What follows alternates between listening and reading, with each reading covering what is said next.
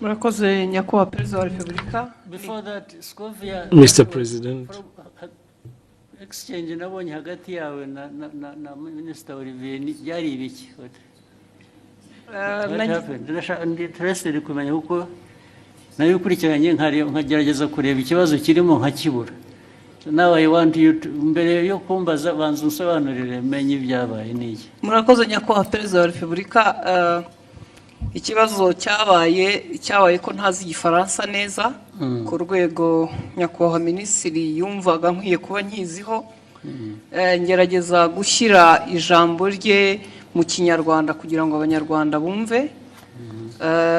Aje kunsubiza ko ntabikoze neza.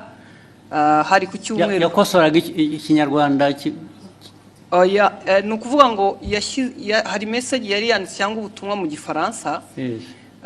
Asubiza yavugaga kuri ishu ya Kongo, hari abo yari ibyo yasubizaga tugerageza gushyira mu Kinyarwanda. Ngira ngo ntitwabivuga neza nk'uko Igifaransa kibivuga tugenekereje. Ariko se kuvuga neza hari icyo mwanyuranyijeho se cyo yavugaga? Ntabwo twakimenye kugeza ubu kubera ko ndavuga isi ushobora kubana yaravugaga ikintu mukagisobanura mu buryo butandukanye n'ibyo yavuze. Ubwo ni nko kuvuga ngo mwavuze ibyo atavuze, ariko hari no kuvuga ibyo yavuze wenda mu rurimi we yumva rudahagije. Biratandukanye. Yego, icyo cya kabiri igihe nta kibazo mbonamo kuba wavuga ibyo navuze. N'ubu ngubu nimuva ugenda ugasobanura ibintu navuze cyangwa nashubije mu nzira iyo nabishyiragamo, ariko wenda ururimi rukagobwaho akantu gato, ntabwo ujye nabibonamo ikibazo. Ariko ugiye ugahindura ibyo navuze Yesu ukavuga ko navuze no, ubwo biba byahinduye isura. Aho niho nagira ikibazo. Niko byagenze or what happened? ntabwo twigeze duhindura icyo yavuze, nuko tutakivuze mu Gifaransa ngira ngo cyanyacyo, kuko na message utabisobanuye mu Kinyarwanda ngo gihwanye n'Igifaransa cyiza yavuze. Noneho ushaka intambara z'ubusa kweri. hanyuma aza gusubiza, ndabyibuka hari ku cyumweru, ngira ngo hari nuko nari njyenyine iyo mba ndi kumwe n'undi aba yarangiriye inama itari igisubizo natanze. Kuko naje mvuga nti ntiwigeze utubwira ikosa twakoze ngo turikosore, kuko we yagaragazaga ko dukwiye gusubira kwiga Igifaransa. Kandi koko sinkizi, ariko abo dukorana bamwe baba bagerageje. Ngira ngo naho habaye kutumvikana na nyuma ndisegura kuko ntari ku rwego wenda rwo gusubiza. Ariko wiseguriraga iki? Ko nashubije Minisita ndi umunyamakuru muri urwo buryo. N'ubu ndacyasaba imbabazi. Oya, bishoboka. Ahubwo azagusaba imbabazi ariwe. Kuko ibi bya protocol, ibya Janesse ntabwo birimo protocol. Yes, ndabona ushaka icyo kintu ndashaka kuko nabonye hari ugusaba imbabazi sinabyumva.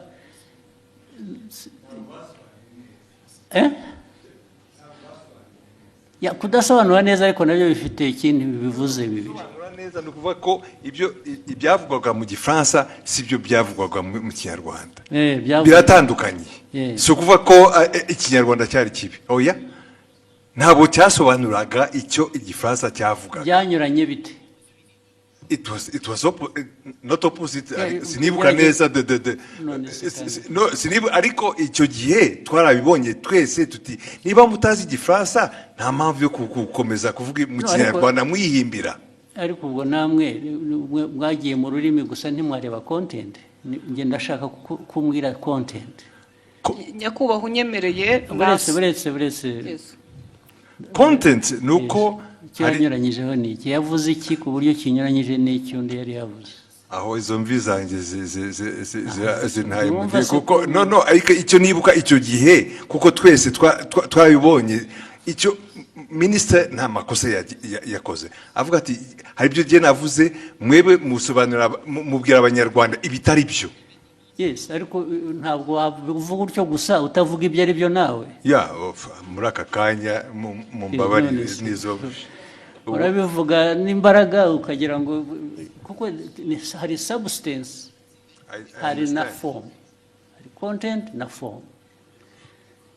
Content ya misrepresentinze ni iyihe, ariko the form bijyanye na language bishobora kuba bitari uko bikwiye kuba bimeze cyangwa uko byumva, ariko did it change the content? Yes. Uravuga yes, nakubaza ntabwo bizi.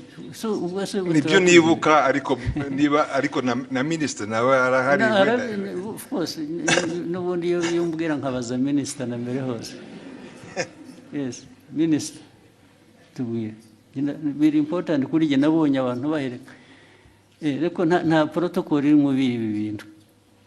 Nabonye hari wasubiza ngo abwiye minister nabi, minister nabi ko tubaze.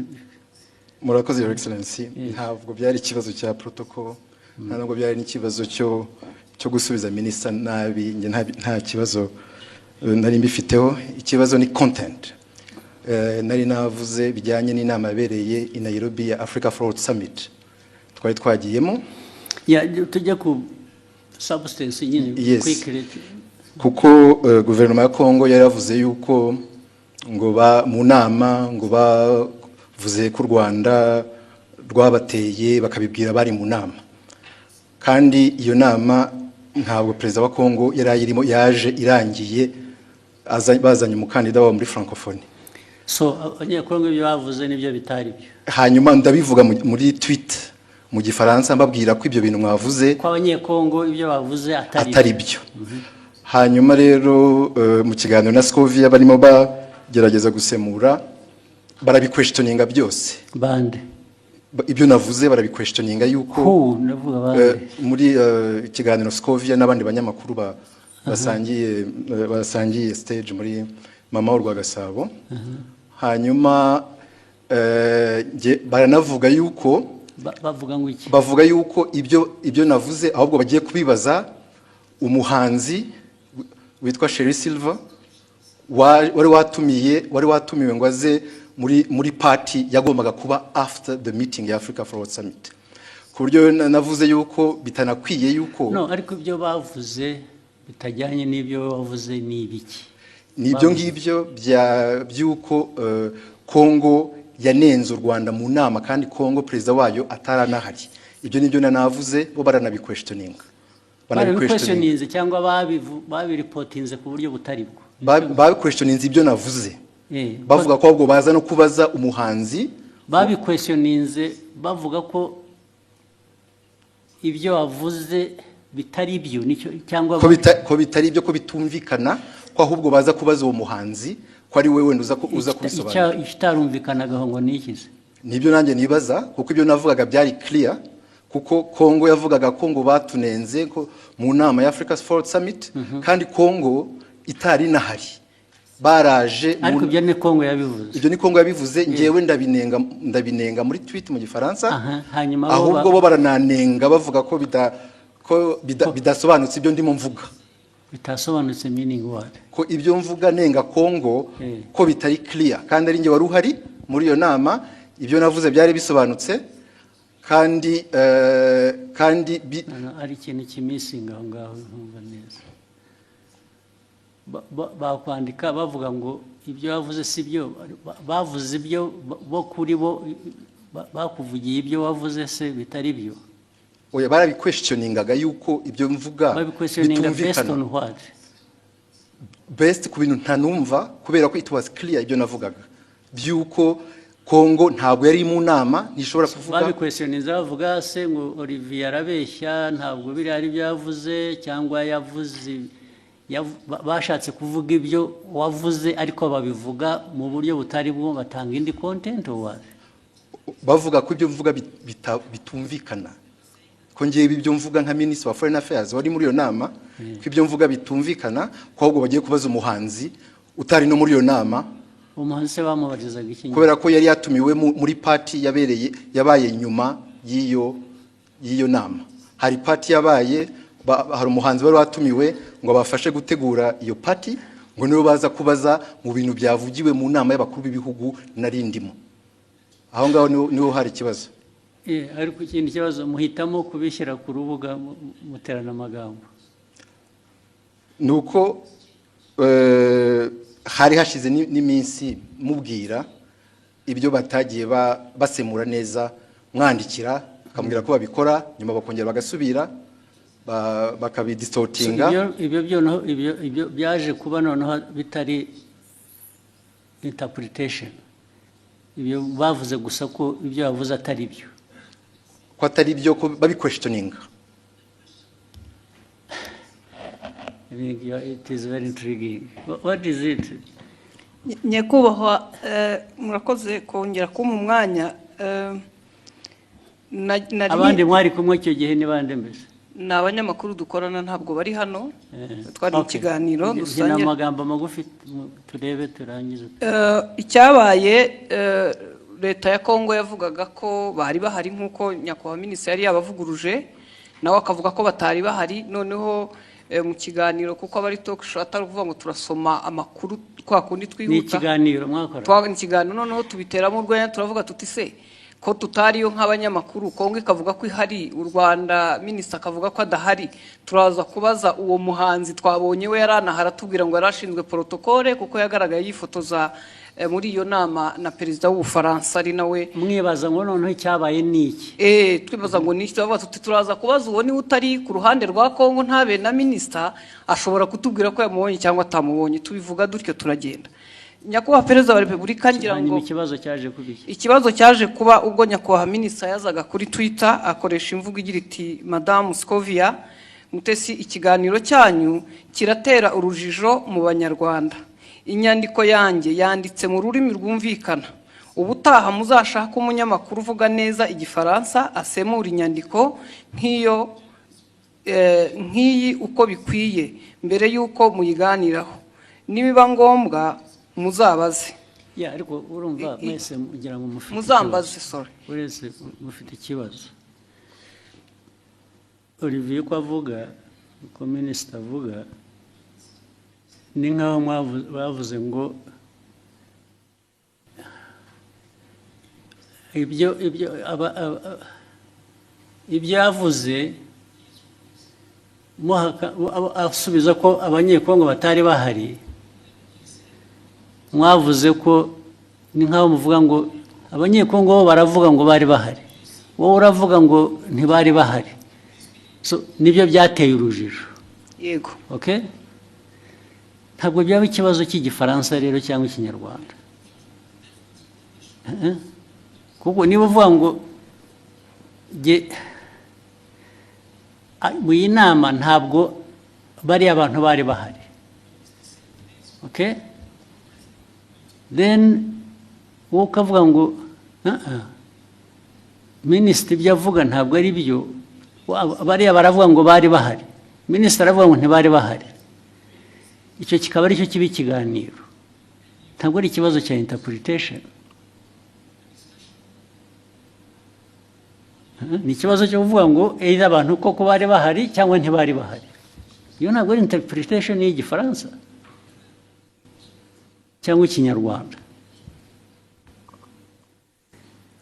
Urumva n'ibyo mwamubwiye nabyo ntabwo ari byo, kuko niba uvuga ngo bavuze nk'aho bahakana ko ibyo wavuze atari byo, kubera ko wavuze ko batari bahari abanyekongo kandi wenda ntibari bahari, ariko bo baravuga ngo ariko reka tubaze abanyekongo bo barabivuga nk'abari bahari, ubanza bari bahari.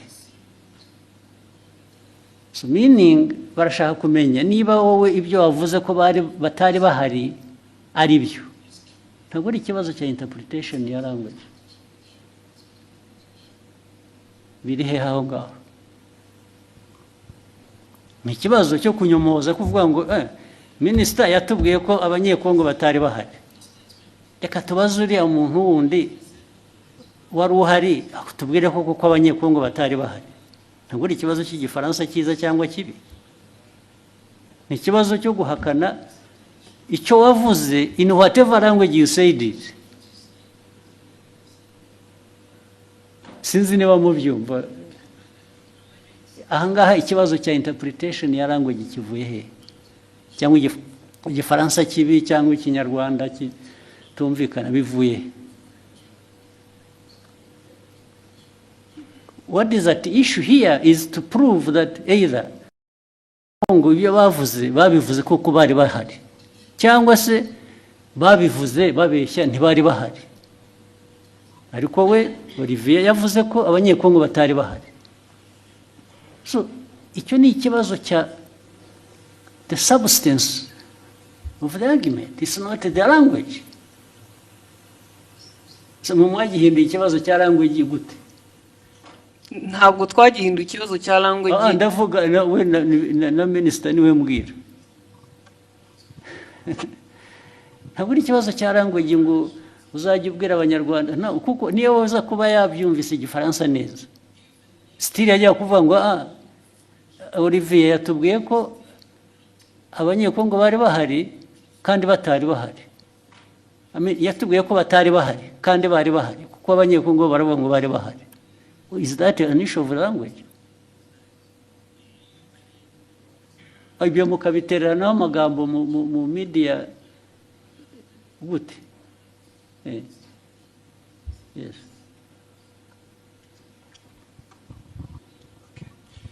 Mwakoze kutwemerera kuba dufite telefone.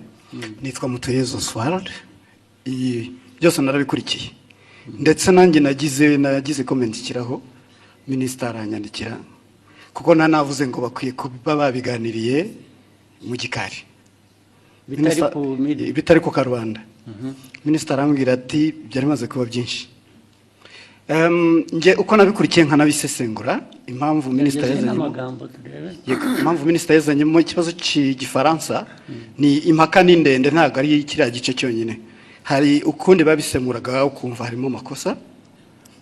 Ntekereza ko rero mubabaje nje mbona hari ababirigi nibo babazwa nuko nta nubwo bababajwe rero na content n'ukuri abantu bababajwe na language. Yego. Mu buryo basemuraga birashoboka ko ni isesengura ryanjye minister atekereza ati ubwo niyo conclusion bakoze ishingiye kuko baba batari kumva neza ubutumwa. Mpagurutse ngira ngo nkemure iki kibazo n'umuntu yandikira arambwira ati ndabizi ko wabikurikiye saba ijambo ukemura ikibazo. Noneho iyindi interpretation kari akantu ka Sheryl Silver Mutesi Kove yagakubisemo nk'uwiterera urwenya ntabwo byari ibintu biremereye. Ariko minister avuga ati Mama Rwagasabo irakurikirwa cyane aba bakurikira bakeneye amakuru atomoye azirurujije. Ariko amakuru yarari aho ngaho nayahe ko nta kira kibazo cyari gikomeye ko President wa Republika kumva abanyekongo bavuga ko president yarahari kandi yaraje byarangiye ndavuga Tshisekedi. So noneho we minister yari itonza shishimura message azingo arabwira abanyekongo noneho babazwa no kubona abantu baje bagasa nk'abayigabanyiriza ubukana ariko ni ibintu bashoboraga gukemurira mu gikari. So ni ibyo rekano yo gutinda ubwo bavuga kubikemura je ntabwo ndabona ikibazo cyo kibanza ariko mwarabuza akazi muri nkora gusa. Ariko naba ministers mwajya muri yo argument harimo iki ko ntaracyumva n'ubu. Albert wahoze kuvuga cyane muzirukomeye we substance aho ngaho yabaye yihige ko nayumva yazanye intambara mu bantu bakabiki batuwazi. Nashatse nantuza ndanayibonye wa mugani byatangiye ari uko abanyekongo ubwabo batangaje inkuru itari cyo kwa kundi ibyo okay. So noneho minister arabasubiza babwira ati ibyo mwavuze sibyo nta nubwo president yari ahari cyangwa exactly. Hanyuma muri interpretation noneho doko yavuze ati iki kiganiro cyanyu kiratera urujijo urujijo rwatewe n'uruhe mbese bari urujijo mu Banyarwanda. Inyandiko yanjye yanditse mu rurimi rwumvikana ubutaha muzashake umunyamakuru uvuga neza igifaransa. So ni interpretation y'igifaransa yari yanditse bo batangiye ku ariko minister we iyajya kuri content agasobanura icyo bakosheje bikava mu rurimi kuko issue ntabwo ari ururimi hano. Issue ni content yuko bamwe muri abo bantu badisikasingaga ari side ya minisita, ari abanyekongo, ari aba baganiraga, hariho uwa misrepresenting facts. Exactly. Ntabwo ari ikibazo cya language ariko. No, no, ikibazo kirimo kuko we icyo yashubije kuko niyo mpamvu minister avuga ati mukwiye gushaka abantu bazi basesemura igifaransa neza mu kinyarwanda. So uko basesemuraga ntuza icyo gifaransa mu kinyarwanda babwira the public audience. Ubwo icyo yakemuraga ni minister nuko cyagomba gukemura ni ikintu kimwe gusa. Perezida yari ari aho ngaho cyangwa ntiyari ahari? ye nabwo yari ahari. Ibindi byo ururimi wabivugamo rwose, it doesn't matter. Ikimataringa ni fact yuko either abantu mu rurimi bavuga urwo rwose rwaba ari ruzima rutari ruzima, baravuga ko perezida yari ahari kandi atari ahari. Niho substance iri gusa. Sure. Ariko ibyo ngibyo uvuga ni nkaho argument iri ku language, it's not on the substance. No, the argument is nk'itangazamakuru to in fact kubwira abantu ibitari byo, kandi nawe impamvu bibaye ni ukutumvise neza icyo gifaransa. Ariko Albert urumva nawe na Olivier nyine mufite ikibazo cyanyu ni language, ikibazo cyanyu ni substance. The substance that is the wrong message ugeza ku banyarwanda. Yihese yagejeje yo questioninga ibyo minister yavuze. Now question ibyo navugaga rero ubu noneho bitwayeho byari biri ya questioning ibyo minister yavuze. Now that becomes the substance kurimo. No, it's not exactly. Mr. President, Excellency, the problem is where ajango abanyarwanda bumve the substance uko yari imeze. Hanyuma mu itangazamakuru mbere ko utangaza muri audience ukwiye kumenya ko ibyo ugiye kubabwira ari byo. So wasobanukiye nabi ukabwira the audience the wrong message. Yababwiye. In fact, they were questioning even ibya minister. Why not? Okay. Why can't the minister's statement be questioned? No, okay, why not? Fine, let's take it. You question the minister. Fine.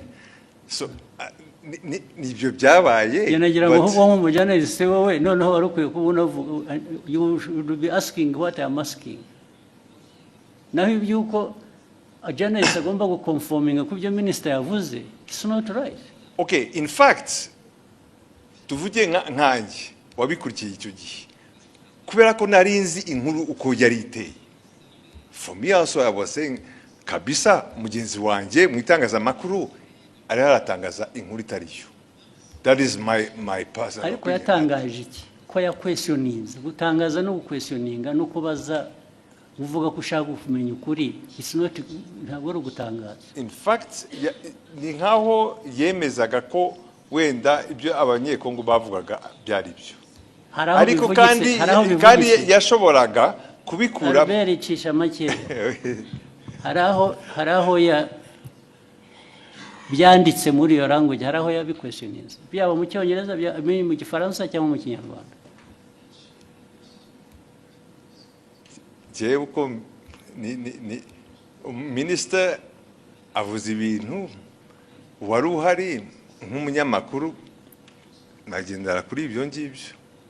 Kuki umunyamakuru wari wese abishatse atavuga ati ngiye ko biri ariko byabaye kubera ko undi yavuze ko atari byabaye, yaba ari umunyekongo cyangwa undi.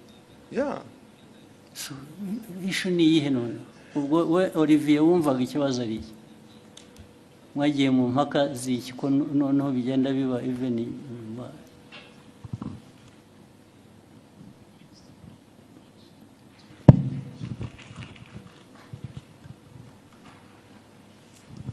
murakoze your excellency. Byatangiye kuri ishu yo gusemura mu kinyarwanda kuko bari mu kiganiro nk'abanyamakuru bane uko bagendaga basoma iyo tweet mu gifaransa bagerageza kuyisemura ariko bayisemuye banyuranya n'iki specifically ndashaka ko tuba specific bikava mu bintu bya rusange gusa barabisemuye batanga wrong impression y'ugute n'iki batanze ba distortings muri nk'urugero nabaha kuri ibyo bya Kongo ko yari hari cyangwa itari hari ku buryo hari ngira ngo Scovia yagezana navuga ngo ariko ngo wenda bashobora kuba bari bahari ariko president atarahari president wa Kongo ariko Kongo yari hagarariwe kandi njye navuze yuko the chair was empty kandi byari byo chair ya DRC nta muntu numwe wari uriho nta n'abantu bari bariho fine kubera ko wavuze akavuga cyo icyo wajyaga kumusubiza ni ukumubwira ngo no actually nta n'umwe wari uhari gusa izindi ntambara ubwo zasubizanye iki nibyo nari navuze muri iyo tweet yuko the chair was empty ariko erega nta muntu owning facts cyangwa ukuri ngo iyo yavuze nta ugira icyo abaza wabivuze ni nabyo ariko somebody expressinze ko ashaka kumenya ko ibyo ari byo. What is wrong with that? Ikibazo cyari gihari nuko it was even questioning a fact. It was not even my opinion. It was a fact. Questioning what? No, it was your opinion, much as it was a fact. Kuko niwe wari wabizanye.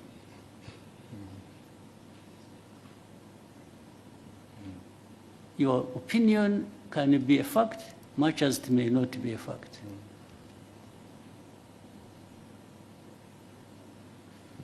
Your opinion is not always a fact. Nobody, this is why I'm telling you, nobody owns the fact. And that's why journalists, as we know it, nubwo mujya mutunenga ahubwo twebwe ntabwo numva ko iyo umuntu yavuze ikintu kubera ko ari minister byanavuzwe ko ari minister, so nobody says anything kubera ko byavuzwe na minister. How? So your exchange is flawed. It's not right. You didn't even, if you really wanted to act even as a minister, you wouldn't have had this exchange like the way you did. Niba ari ukugiye kujya udiringa n'aba journalists, then there is a problem. So byabanje kuba ko ari interpretation ya French n'ikinyarwanda kuko ni nabyo wanditse ni nkaho babubwiraga ko bakwiye kuba bazi igifaransa kizima kitari icyo so byavuye no kuri substance byagiye muri ibyo ngibyo birimo iki nka minister cyo bibonamo ni iki none.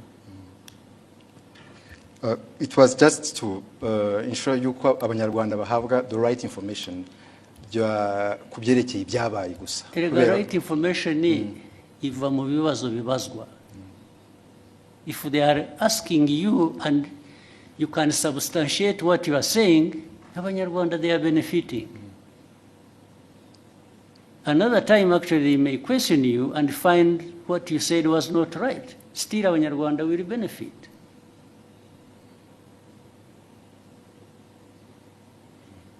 Because Olivier does not have a monopoly of facts. Do you? No, I don't, sir. Hey, so.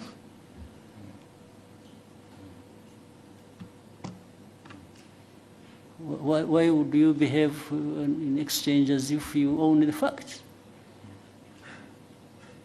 Na Albert wagusapotingaga bimura namubaza ko bati nabyibagiwe ati ntabwo numva mbizi ubwo se what is the argument?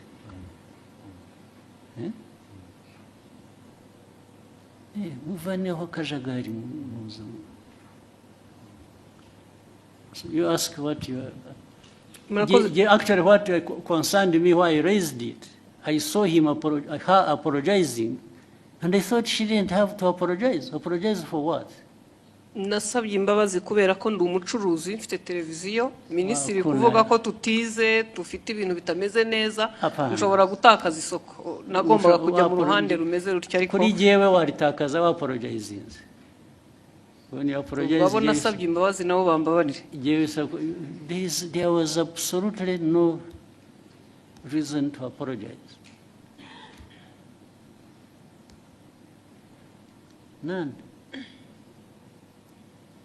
In fact, Olivier, Minister should have apologized to have even himself gone into exchange with the journalist over this nonsense. This is absolute nonsense.